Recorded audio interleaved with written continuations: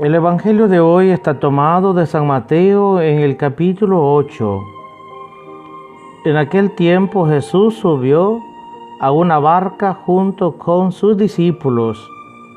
De pronto se levantó en el mar una tempestad tan fuerte que las olas cubrían la barca, pero él estaba dormido. Los discípulos lo despertaron diciéndole: Señor, sálvanos que perecemos. Él les respondió: ¿por qué tienen miedo, hombres de poca fe?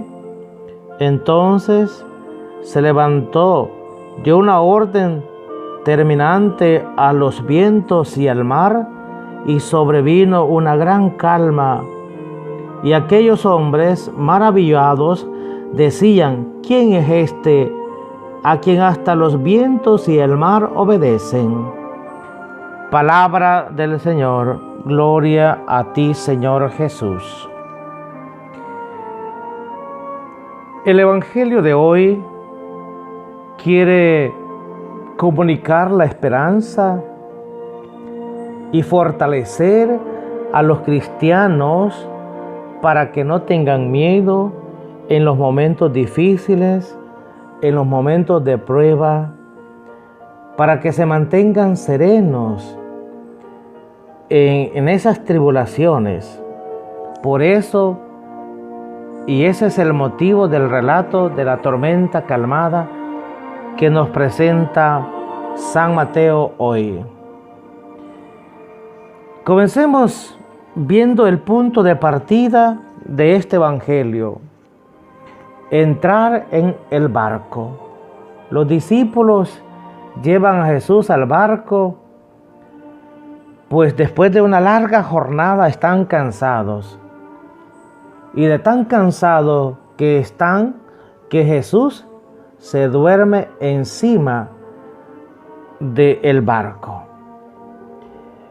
Ahí está el punto de partida. De pronto, una situación desesperada, a punto de perecer. El lago de Galilea está cerca de altas montañas.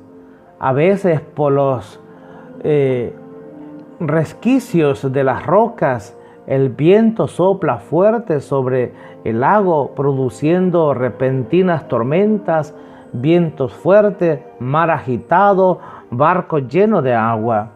Los discípulos eran pescadores experimentados, y si ellos piensan que están a punto de hundirse, quiere decir que la situación es peligrosa, es grave. Para que ellos tengan esta expresión y este miedo, es porque en realidad sí era fuerte la tempestad. Pero Jesús no parece darse cuenta y sigue durmiendo. Y ellos gritan y gritan: Señor, sálvanos. Señor, y siguen continuando: sálvanos que perecemos. Se ve que Jesús estaba profundamente cansado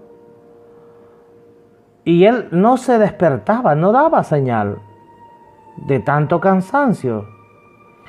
El cansancio de Jesús es también expresión de confianza tranquila que tiene él en Dios Padre. Aquí vemos una situación o el contraste entre Jesús y los discípulos, ¿verdad? Porque los discípulos gritan, tienen miedo. Jesús duerme y está confiado. Jesús se despierta al fin de todo, no por las olas, no por el miedo, sino por el grito desesperado de los discípulos. Y se dirige a ellos y les dice: ¿por qué tienen miedo, hombres de poca fe? Luego él se levanta, amenaza a los vientos y el mar, los calmó y todo quedó en santa paz. La expresión que se tiene es que no era necesario aplacar el mar, pues no había ningún peligro. Es como, y perdonen lo que voy a decir, cuando tú vas a visitar a un amigo y ese amigo tiene un perro enorme. Si tú estás en la casa de ese amigo y el perro está cerca del dueño, a la par. Y aunque ladra, no tienes por qué salir corriendo. No tienes por qué desesperarte, porque la situación está controlada, está calmada. El dueño está ahí y él puede tranquilizar al perro. Y perdonen la comparación, pero ¿por qué desesperarte? Tú como cristiano tienes un problema. Si tienes a Cristo, ¿por qué te desesperas? ¿Por qué te angustias? Si de verdad crees en Cristo y sabes de su poder, entonces ¿por qué te desesperas? El episodio de la tormenta calmada evoca al Éxodo cuando la multitud sin miedo atravesó las aguas del mar, según lo dice Éxodo 14. Jesús viene ahora como a actualizar, a revivir el Éxodo. Y también nos remonta este relato de la tormenta calmada al profeta Isaías, que decía al pueblo: cuando atravieses las aguas, yo estaré contigo, dice Isaías 43 en el versículo 2. Pero también es bien interesante porque el episodio de hoy evoca a lo que dice el Salmo 107. Y lo voy a leer, el Salmo 107, no todo por supuesto, pero dice el Salmo 107: los que viajaron en barco por el mar para traficar por las aguas inmensas, contemplaron las obras del Señor, sus maravillas en el océano profundo. Con su palabra desató un vendaval que acrespaba las olas del océano. Ellos subían hasta el cielo, bajaban al abismo, se sentían desfallecer por el mareo, se tambaleaban dando tumbos como ebrios, y su pericia no les valía de nada. Pero en la angustia invocaron al Señor y Él los libró de sus tribulaciones. Cambió el huracán en una brisa suave y se aplacaron las olas del mar. Entonces se alegraron de aquella calma y el Señor los condujo a puerto deseado. Mire qué bonito lo que dice este salmo. Si usted lo quiere leer, lea los versículos nada más del 23 al 30 del Salmo 107. Allí describe, se cumple lo que hoy pasa en el mar de Galilea con los discípulos de Jesús. Se cumple lo que dice este salmo.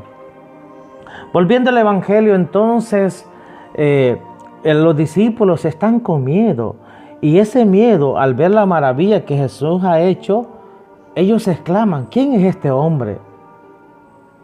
O sea, todavía no lo conocen. Tanto tiempo tiene Jesús de estar con los discípulos y todavía no lo conocen. Se quedan admirados y se quedan preguntando: ¿quién es?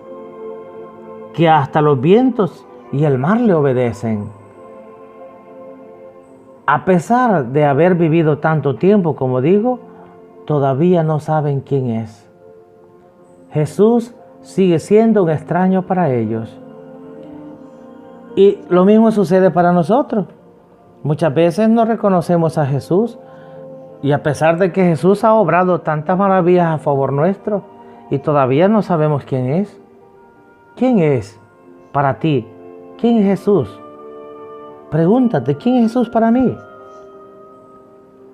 Esta debe ser la pregunta que nos lleva a continuar la lectura del Evangelio todos los días, para encontrar quién es Jesús.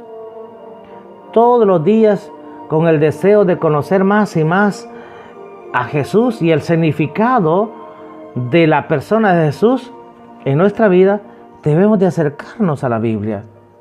Debemos acercarnos a la Escritura. Así nació esta corriente o el deseo de conocer a Jesús. Nace lo que se llama la Cristología, el tratado sobre Cristo.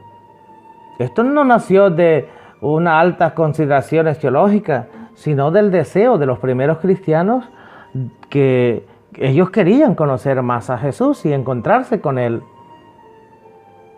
Y hermanos, a través del tiempo y a través de la historia, vamos a encontrar que a Jesús se le ha dado un título, se le dan nuevos nombres para expresar lo que Jesús significaba para ellos, significa para nosotros y lo que significará para muchas generaciones.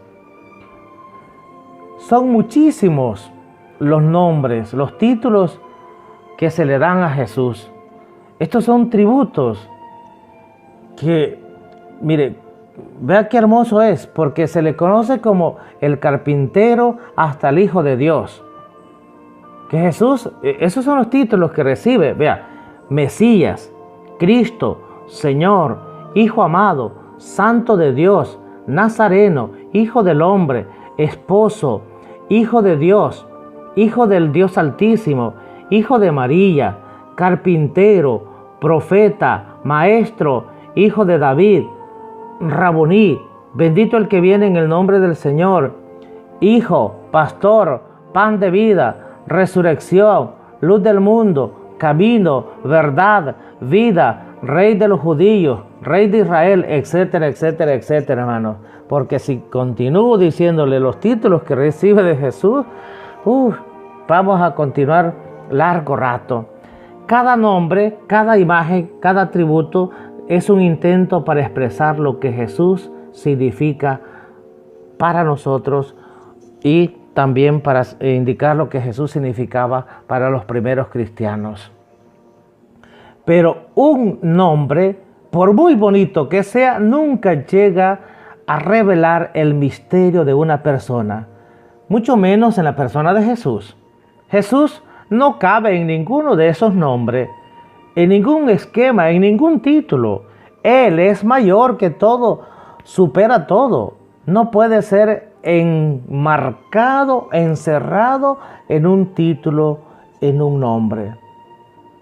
Lo que debemos de saber es que el amor capta, la cabeza no. Es a partir de la experiencia viva del amor que los nombres, los títulos y las imágenes reciben su pleno sentido. Al final, pregúntate, ¿quién es Jesús para mí? ¿Quién es Jesús para nosotros? A ti te lo digo como persona, como cristiano, como hijo de Dios. Eres esposo, eres esposa, eres hijo, lo que seas, la situación que tienes. ¿Quién es Jesús para ti? Y a ti te saldrá otro título de los que yo he mencionado, pero al final recuerda que es el amor el que cauta quién es Jesús. La cabeza no. O sea, por tantos en tu cabeza puedes imaginarte y ponerle tantos títulos al Señor. No es así, sino la experiencia del amor. Que el Señor les bendiga a todos.